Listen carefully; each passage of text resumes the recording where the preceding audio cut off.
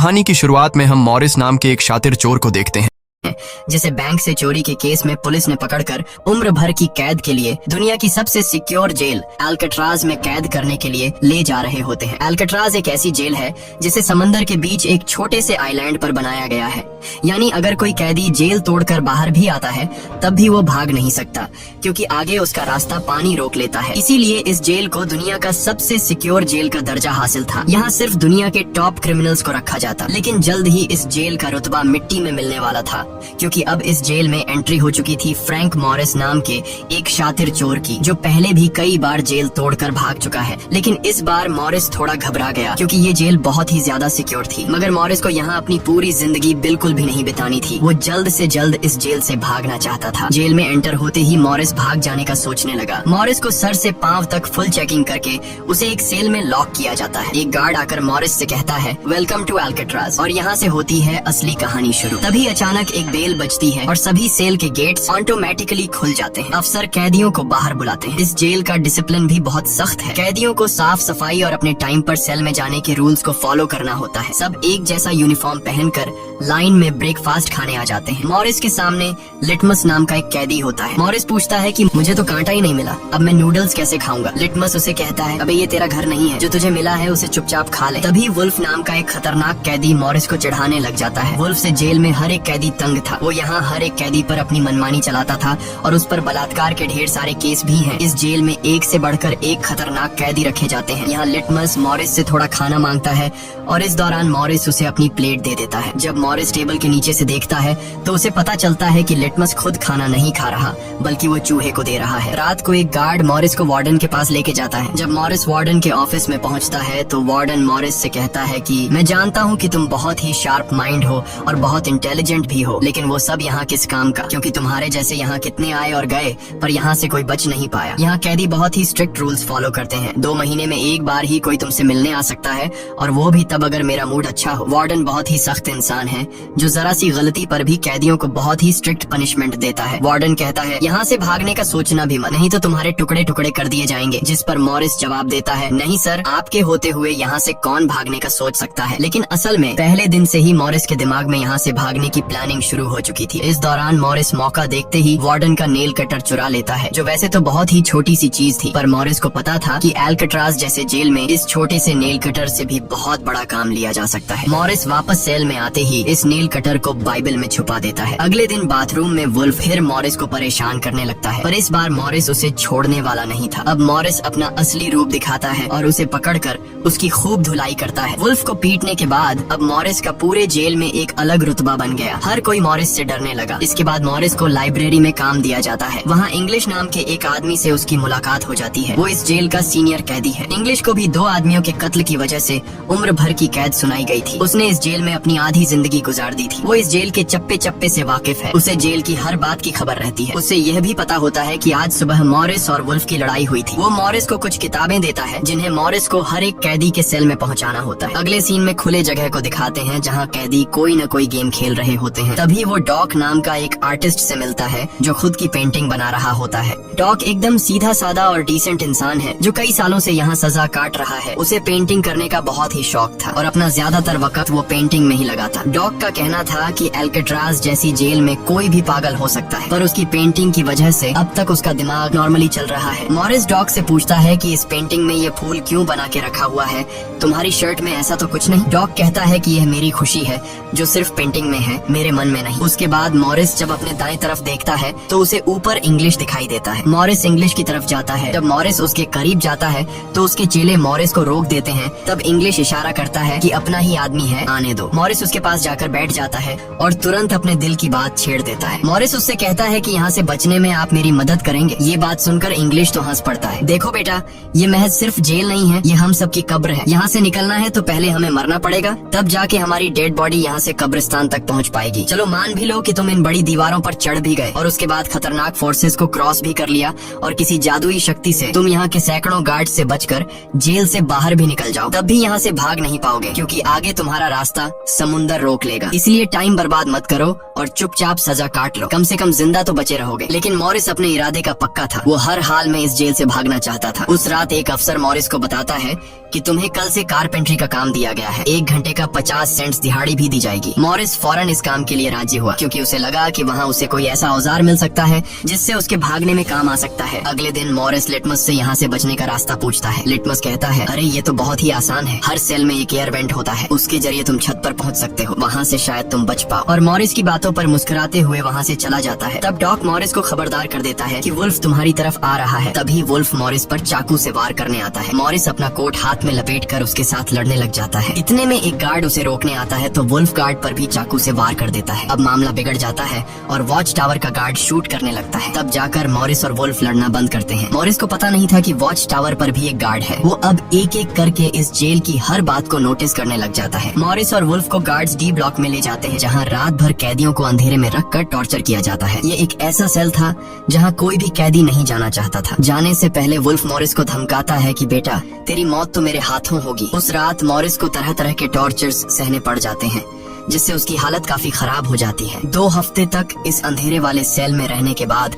उसे वापस उसके सेल में लेके आते हैं जहां लिटमस अपने पालतू चूहे से मॉरिस को एक नोट भेजता है जिसमें लिखा होता है, वेलकम बैक मॉरिस। एक दिन चार्ली नाम का एक नया कैदी आता है जिसे मॉरिस के पास वाले सेल में रखा जाता है। मॉरिस और चार्ली में जल्दी दोस्ती हो जाती है। मॉरिस फिर उसे अपने दूसरे दोस्तों से भी मिलवाता है। उसी समय वार्डन बिना किसी को बताए हर एक कैदी के सेल को चेक करता है। जब वो डॉग के सेल में जाता है तो डॉग के सेल में उसके बनाए हुए कई पेंटिंग्स होते हैं। वार्डन हैरान रह जाता है कि दिन ब दिन उसकी पेंटिंग तो बढ़ती जा रही है। डॉग ने वार्डन की पेंटिंग भी बना के रखी होती है। उसे देखकर वार्डन मुस्कुराने लग जाता है, लेकिन पता नहीं क्यों अगले दिन वार्डन डॉग के सेल में बनाई गई सभी पेंटिंग्स को बाहर फेंकने का गार्ड्स को ऑर्डर देता है। वार्डन के इस फैसले ने डॉग को अंदर से पूरी तरह तोड़ दिया क्योंकि डॉग सिर्फ अपनी पेंटिंग के ही सहारे जिंदा था। वह अपने हर एक बनाए हुए पेंटिंग से बहुत प्यार करता था क्योंकि यहाँ उसकी सिर्फ एक ही खुशी थी और वो भी उस बेचारे से छीन ली गई। मॉरिस उसे समझाता है कि कोई बात नहीं, वो सिर्फ पेंटिंग ही तो थी, तुम और भी बना सकते हो। लेकिन डॉग इस सदमे से बाहर नहीं आ पा रहा था। अगले दिन उसे देखकर मॉरिस गार्ड से कहता है कि प्लीज डॉग पर नजर रखिए, वो बहुत ही परेशान दिख रहा है, कहीं वो खुद को नुकसान न पहुंचा ले। फिर गार्ड मॉरिस को कहता है तुम अपने काम से काम रखो। डॉग को भी मॉरिस के साथ कारपेंटर का काम दिया जाता है। तभी डॉग छुपकर मॉरिस की जेब में कुछ रख देता है। उसके बाद वो एक गार्ड को बुलाता है और कारपेंटरी के लिए दी गई कुल्हाड़ी से अपनी 3 उंगलियां काट लेता है और कहता है कि जिन उंगलियों से मैं पेंट नहीं कर सकता उनकी मुझे जरूरत नहीं है। यह कहकर वो चिल्लाने लग जाता है। तब गार्ड उसे पकड़ कर ले जाते हैं। मॉरिस देखता है कि डॉग ने उसके कोट में वही फूल डाल दिया है जिससे उसने अपनी पेंटिंग बनाई थी। शायद वो मॉरिस को बताना चाहता है कि इन लोगों ने मेरी खुशी मुझसे छीन ली। मॉरिस डॉग की कटी हुई उंगलियां उठाकर एक डिब्बे में डालता है और गार्ड को देखकर कहता है कि जाओ अपने वार्डन को दे दो, वो इसे देखकर बहुत खुश होगा। अगले दिन मॉरिस अपने सेल में बैठा होता है। तभी वो देखता है कि एक कॉकरोच एयर वेंट के अंदर जा रहा है जिससे उसे अंदाजा हो जाता है कि यहाँ से बाहर जाने का कोई रास्ता जरूर होगा। इतने में इंग्लिश आकर बताता है कि डॉग ने खुद की उंगलियां इसलिए काटी क्योंकि उसे पेंटिंग करने की परमिशन रद्द कर दी गई थी, इसीलिए उसने तंग होकर अपनी उंगलियां काट ली। यह जानकर मॉरिस को बहुत गुस्सा आता है। अगले दिन डाइनिंग हॉल में वार्डन मॉरिस से पूछता है कि तुम इस डॉग को इतना सपोर्ट क्यों कर रहे हो। वह कहता है ऐसा कुछ नहीं है। ये कहकर मॉरिस वापस टेबल पर जाकर बैठ जाता है। वहाँ उसकी मुलाकात 2 भाइयों जॉन और क्लैरेंस से होती है, पर मॉरिस उनसे ऐसे बात करता है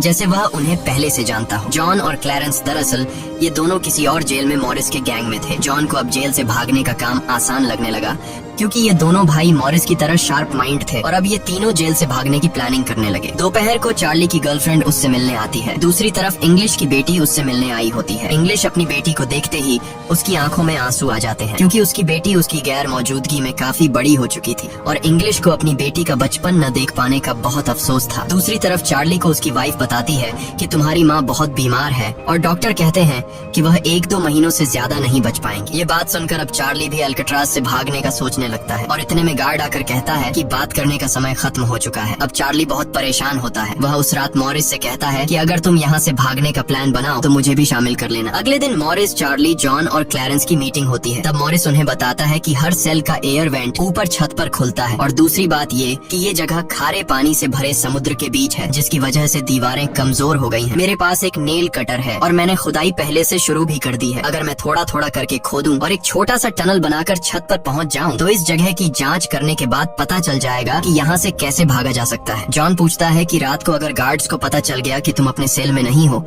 तो उन्हें शक नहीं होगा क्या? तभी क्लैरेंस बताता है कि इस मसले का हल मेरे पास है। वो कहता है कि यहाँ मेरे पहचान का एक बार्बर है जो कैदियों के बाल काटता है। वह हमें बाल सप्लाई कर सकता है और उसे यूज करके हम एक डमी हेड बनाकर उसे बेड पर लिटा देंगे, जिसके बाद अगर हम दीवार की सुरंग से निकलकर ऊपर छत पर भी होंगे तब गार्ड्स को शक नहीं होगा, क्योंकि हमारे सेल के बेड पर नकली सिर रखे होंगे। पर बात अभी भी वहीं अटकी हुई थी कि जेल से तो निकल जाएंगे लेकिन समुद्र का पानी कैसे पार करेंगे? मॉरिस जॉन से कहता है, देखो इसमें मुझे तुम्हारी मदद की जरूरत पड़ेगी। तुम तो क्लोजिंग डिपार्टमेंट में काम करते हो, वहाँ तुम्हें उन पुलिस अफसरों के लिए बनाए गए रेनकोट्स मिल जाएंगे, तो तुम कुछ रेनकोट्स चुरा कर मुझे दे देना। हम उससे एक ट्यूब बोट और लाइफ जैकेट बनाकर समुद्र को पार कर सकते हैं। यहाँ चार्ली कहता है, भाई मुझे भी कोई काम दो, मैं भी तुम लोगों की मदद करना चाहता हूँ। मॉरिस चार्ली से कहता है कि जब मैं वेंटिलेशन की जाली खोदूं तो तुम पहरा देना ताकि कोई गार्ड हमें देख न ले, और जब तुम खोदोगे तब मैं पहरा दूंगा। मॉरिस का प्लान सभी को पसंद आता है और उसी रात में काम शुरू कर देते हैं। लेकिन दीवार खोदने के लिए नेल कटर बहुत छोटा था, जिसे चलाने में मॉरिस को बहुत जोर लगाना पड़ता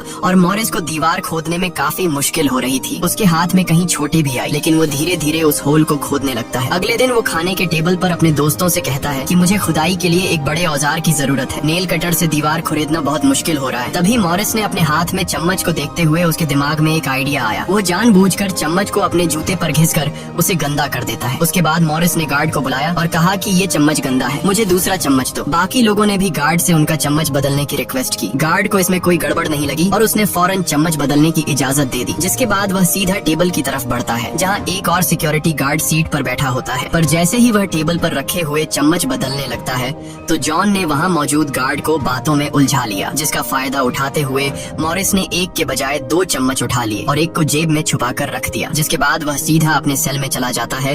रात को इंग्लिश उसे बुक देने आता है तो मॉरिस पूछता है कि क्या यहाँ पर वेल्डिंग करने वाला कोई इक्विपमेंट मिलेगा? इंग्लिश समझ जाता है कि मॉरिस के सिर पर अब भी जेल से भाग निकलने का भूत सवार है। वह कहता है कि मैं तुम्हें पहले भी बता चुका हूँ कि तुम्हारी कोशिश बेकार हो जाएगी, क्योंकि तुम पकड़े जाओगे और शायद अपनी जान भी गंवा दोगे। इतने सालों में मुझे कभी भागने का ख्याल नहीं आया, क्योंकि मैं जानता हूँ ये इम्पॉसिबल है, लेकिन तुम जिद्दी हो तो मैं क्या कर सकता हूँ, करो कोशिश। लेकिन मॉरिस को उसकी वार्निंग का कोई फर्क नहीं पड़ता। वह अगले दिन लिटमस से माचिस मांगता है और कहता है कि अगर आप मेरी मदद करेंगे तो मैं आपके चूहे को अपने हिस्से का खाना हर रोज दूंगा। लिटमस खुश होकर ये डील मान जाता है, क्योंकि लिटमस को चूहा बहुत पसंद था। उसी रात लिटमस मॉरिस को अपने माचिस पास कराता है। मॉरिस नेल कटर के एक हैंडल को निकालता है जिससे वह एक छोटा सा बेलचा बनाने जा रहा होता है। फिर वह चम्मच को तोड़कर नेल कटर की हैंडल से जोड़ लेता है। फिर माचिस चलाकर दोनों को अच्छी तरह से वेल्ड करके एक नुकीला औजार तैयार कर लेता है। बस फिर क्या था, वो वेंट के चारों ओर खुदाई शुरू करता है। चार्ली पहरा देता है। अगर कोई गार्ड उस तरफ आया तो वह तुरंत सीटी मारकर मॉरिस को सिग्नल देगा। पर पहरा देते देते चार्ली की आंख लग जाती है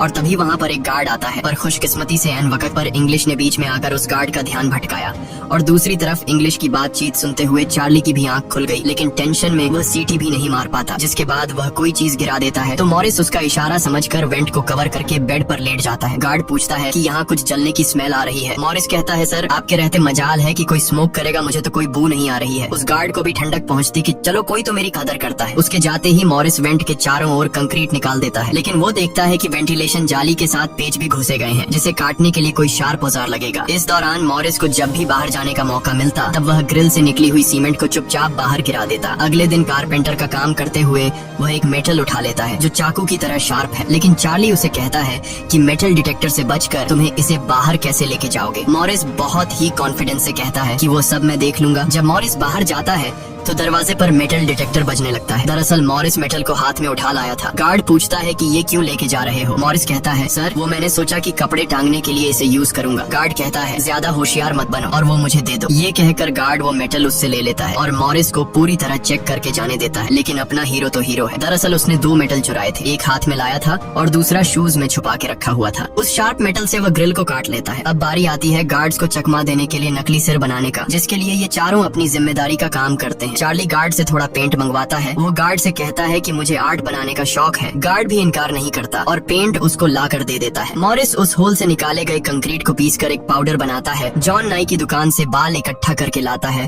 और क्लैरेंस लाइब्रेरी से पुरानी किताबें इकट्ठा कर लेता है। सारा सामान इकट्ठा होने के बाद मॉरिस पानी और पुराने मैगजीन का इस्तेमाल करके एक डमी सिर बनाने लगता है, जिसके ऊपर पेंट और नकली बाल लगाकर बिल्कुल रियल दिखने वाला एक नकली सिर तैयार कर लेता है। साथ ही साथ मॉरिस ने अपने प्लान को और मजबूत करने के लिए नकली कार्डबोर्ड बनाए, जिससे कोई शक नहीं कर पाएगा कि सामने की दीवार में किसी ने सुरंग बनाई है। एक रात मॉरिस ने अकेले ही ऊपर जाने का फैसला किया, जिसके लिए उसने अपनी बनाई गई नकली खोपड़ी को बेड पर रखा और उसे गर्दन तक कंबल से ढक लिया। जिसके बाद वह नकली कार्डबोर्ड लेकर सुरंग से बाहर निकल आता है। वहाँ मॉरिस पाइप्स को पकड़कर धीरे धीरे ऊपर छत पर चढ़ जाता है। दूसरी तरफ चार्ली बाहर पहरा दे रहा होता है। छत पर पहुँचने के बाद मॉरिस देखता है कि वहाँ ऊपर एक लोहे का ग्रिल है, जिस तक वह कूद कर भी नहीं पहुँच पाता। इसी बीच एक गार्ड आता है और चार्ली से पूछता है कि इतनी देर रात तक तुम पेंट क्यों कर रहे हो और तुम्हारा दोस्त मॉरिस आज इतनी जल्दी क्यों सो गया। चार्ली कहता है कि जी सर, आज मॉरिस कारपेंटरी का काम करते हुए थक गया था, इसलिए वह जल्दी सो गया। तभी अचानक गार्ड के हाथ से उसकी लाठी नीचे गिर जाती है। उसे उठाते हुए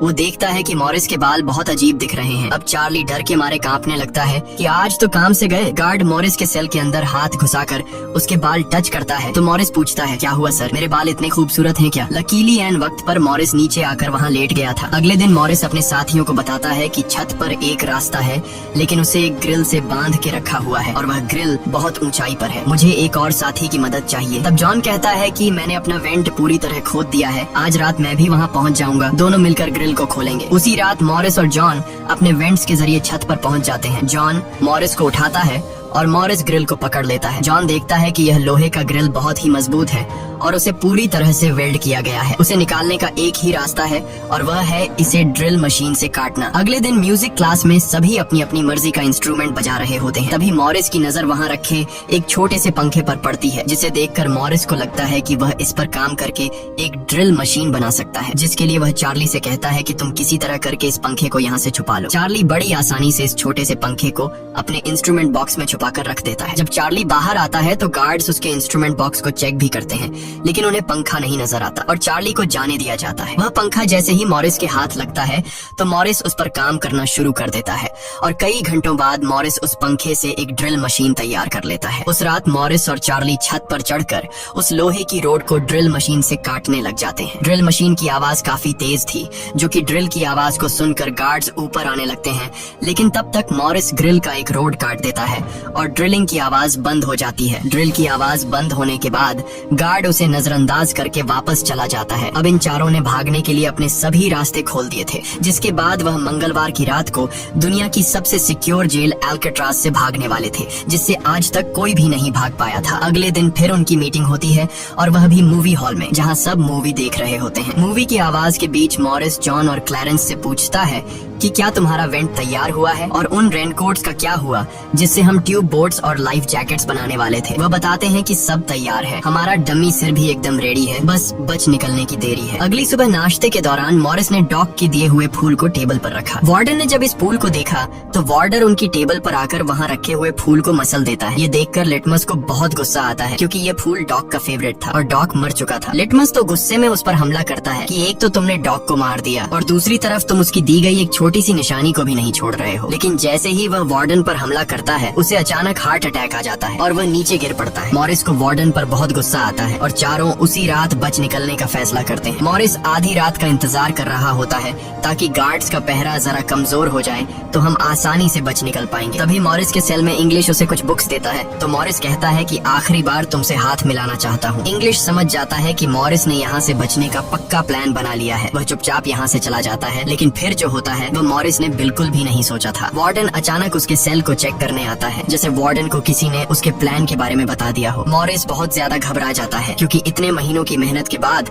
उसकी मेहनत पर पानी फिरने वाला था। वार्डन ने मॉरिस के सेल के हर एक कोने को चेक करने का हुक्म दिया। गार्ड मॉरिस के सेल की हर एक चीज को चेक करता है, लेकिन मॉरिस कोई आम कैदी नहीं था कि उसने कोई छोटा मोटा प्लान बनाया था, बल्कि उसने एकदम साफ और परफेक्ट प्लान बनाया था, जिसे वार्डन तो क्या बल्कि वार्डन का दादा भी नहीं पकड़ सकता था। यहाँ तक कि गार्ड ने जब खास एल्काट्राज उस जगह से सूटकेस हटाया जहां मॉरिस ने सुरंग करके भागने का रास्ता बनाया था, तो वहां भी मॉरिस नहीं पकड़ा गया, क्योंकि उसने पहले से ही एक नकली कार्डबोर्ड बनाकर दीवार में बिल्कुल बारीकी से फिट कर लिया था। जब वहां कुछ नहीं मिलता तो वार्डन और गार्ड चले जाते हैं, लेकिन गार्ड बताता है कि मॉरिस और चार्ली रात भर बातें करते रहते हैं, मुझे तो दाल में कुछ काला लग रहा है। वार्डन कहता है ठीक है, कल तुम मॉरिस का सेल चेंज कर दो, जिससे वो दोनों न साथ रहेंगे और न ही बात कर पाएंगे। अगले दिन ब्रेकफास्ट के टाइम पर वुल्फ मॉरिस को फिर धमकाता है और मॉरिस से कहता है कि आज रात तुम्हारी आखिरी रात होगी। मॉरिस अपने साथियों से कहता है कि यह गधा ठीक कह रहा है, आज रात यहाँ मेरी आखिरी रात ही होगी। लेकिन दोपहर को ही वुल्फ मॉरिस पर चाकू से वार करने जाता है, तभी इंग्लिश बीच में आकर वुल्फ को पकड़ लेता है। दरअसल इंग्लिश भी मॉरिस की मदद करना चाहता है, वह कामयाब हो या ना हो, लेकिन इंग्लिश मॉरिस के काम में मदद करना चाहता है। उस रात मॉरिस, जॉन, क्लैरेंस और चार्ली ने अपने अपने वेंट के रास्ते से निकलकर ऊपर छत पर मिलने का फैसला किया। यहाँ तो चार्ली अपने साथियों के साथ भागने के लिए राजी हो जाता है, लेकिन फिर जैसे ही वह सेल में पहुँचता है तो उसे घबराहट होने लगती है। सेल में अकेला बैठकर उसने प्लान में शामिल न होने का फैसला किया और उसके बाकी 3 साथी अपने अपने वेंट के रास्ते से निकलकर ऊपर छत तक पहुंच जाते हैं। वह तीनों काफी देर तक चार्ली का इंतजार करते हैं, लेकिन काफी टाइम गुजरने के बाद जब उन्हें लगता है कि चार्ली नहीं आएगा तो वह चार्ली को छोड़कर निकलने का फैसला कर लेते हैं। वह तीनों अपने प्लान के मुताबिक आगे बढ़ने लगे, लेकिन इधर चार्ली की आंखों के सामने उसकी आजादी का सपना दूर होता जा रहा था। वह तीनों धीरे धीरे सर्चलाइट से छुपकर भागने लगे। इस तरह से वह छुप छुप कर बिल्डिंग के एंड पर पहुंच जाते हैं। तभी सेल में बैठे चार्ली के दिल में जोश आता है और वह भी भागने का इरादा कर लेता है। वह अपने वेंट के रास्ते से निकलकर ऊपर छत तक पहुंच जाता है, लेकिन अब बहुत देर हो चुकी थी, क्योंकि वह अकेला वहां ऊपर के उस दरवाजे तक नहीं पहुंच पा रहा था। यानी उसने अपनी आजादी का मौका डर की वजह से गंवा दिया। दूसरी तरफ वह तीनों छत पर पाइप से लटक कर नीचे जमीन पर आ जाते हैं और टावर में बैठे सिक्योरिटी गार्ड की नजरों से बचते हुए जेल की आखिरी दीवार तक पहुंच जाते हैं। और फिर वह तीनों बारी बारी उस फेंस की दीवार पर चढ़कर जेल से बाहर निकल आते हैं। अब वह तीनों तेजी से दौड़ते हुए समंदर के किनारे आ गए। फिर वह तीनों रेनकोट को निकालकर उसमें मुंह के जरिए हवा भरने लग जाते हैं। मुंह से भरने में उन्हें काफी टाइम लग रहा था, लेकिन इसके अलावा उनके पास कोई दूसरा रास्ता नहीं था। इसीलिए वह तीनों अपनी पूरी जान लगाकर जैसे तैसे करके रेनकोट से बनी ट्यूब बोट को आखिरकार फुला देते हैं और बोट को पानी में डाल देते हैं। इस तरह से यह तीनों एल्काट्राज के रुतबे को मट्टी में मिलाते हुए भाग जाते हैं। अगली सुबह एक गार्ड हर सेल को चेक कर रहा होता है। शुरुआत में गार्ड को सब कुछ नॉर्मल दिखाई देता है, लेकिन जब वो चार्ली के पास पहुंचते हैं तो चार्ली अपने सेल में भूत की तरह खड़ा होता है और दिल ही दिल में खुद को ताने दे रहा होता है कि काश कल रात को थोड़ा सा हिम्मत जुटा लेता तो शायद बाकी लोगों के साथ बच निकल जाता। गार्ड पूछता है कि तुम्हारा दोस्त यह इतनी देर तक क्यों सो रहा है। यह कहकर वो मॉरिस के सेल में जाकर उसे आवाज देता है, लेकिन मॉरिस की तरफ से कोई जवाब नहीं मिलता तो गार्ड को गुस्सा आता है और वो सेल खोलकर उसे बालों से पकड़कर उठाने की कोशिश करता है। लेकिन जब गार्ड उसे जोर से ऊपर की तरफ खींचता है तो सिर नीचे गिर जाता है। यह देखकर गार्ड के पैरों तले जमीन ही खिसक गई, क्योंकि मॉरिस अब सेल में नहीं बल्कि बाहरी दुनिया के मजे ले रहा है। बेड पर तो उसने अपना डमी हेड छोड़ दिया था, जिसके बाद पूरे एल्काट्राज में सायरन बजने लग जाते हैं। पूरे जेल में यह बात फैल गई कि जेल से कुछ कैदी भाग चुके हैं, जिसके बाद वार्डन जेल के चप्पे चप्पे में उन तीनों को ढूंढने लगता है। जब वो तीनों जेल के अंदर नहीं मिलते तो वार्डन समुद्र में एक सर्च ऑपरेशन चलाता है। वार्डन को यकीन नहीं होता कि वो तीनों बच निकल गए। उसे लगता है कि जरूर तीनों पानी में मरे होंगे, पर अंदर ही अंदर वार्डन जानता था कि वो तीनों बहुत ही स्ट्रांग थे। उन तीनों ने समुद्र के पानी को पार करके अब आजादी का सांस ले रहे होंगे। वार्डन से हेडक्वार्टर के अफसर सवाल पे सवाल उठा रहे होते हैं, तुम क्या सो रहे थे जब वो तीनों बच निकले। वार्डन बहुत ही टेंशन में होता है, लेकिन तभी वहाँ पर वार्डन को डॉग का वही फेवरेट फूल मिलता है। इसका मतलब ये था कि मॉरिस वार्डन से डॉग का बदला भी लेना चाहता था। तब सर्च टीम का हेड आकर बताता है कि सर, हर तरफ सर्च हो चुका है, लेकिन उनकी बॉडीज नहीं मिली। अब वार्डन अपनी नौकरी और खुद की इमेज बचाने के लिए उसे कहता है कि जैसा मैं कहता हूँ वैसे रिपोर्ट लिखो कि उन तीनों ने बचने की कोशिश की, लेकिन वो तीनों पानी में डूबकर मर गए। लेकिन वॉल्टन की इस बात पर किसी को भी भरोसा नहीं हुआ, जिसके बाद मॉरिस एल्काट्राज जेल तोड़ने से पूरी दुनिया में जीनियस के नाम से मशहूर हुआ। इस घटना के 1 साल के बाद एल्काट्राज जेल को बंद कर दिया गया, क्योंकि अब इसकी कोई गारंटी नहीं थी कि यहाँ से कोई बच नहीं सकता। इस तरह से सच्ची कहानी पर बनाई गई ये फिल्म खत्म हो जाती है। अगर वीडियो आपको अच्छी लगी हो तो हमारे चैनल को सब्सक्राइब और वीडियो को लाइक जरूर कीजिएगा।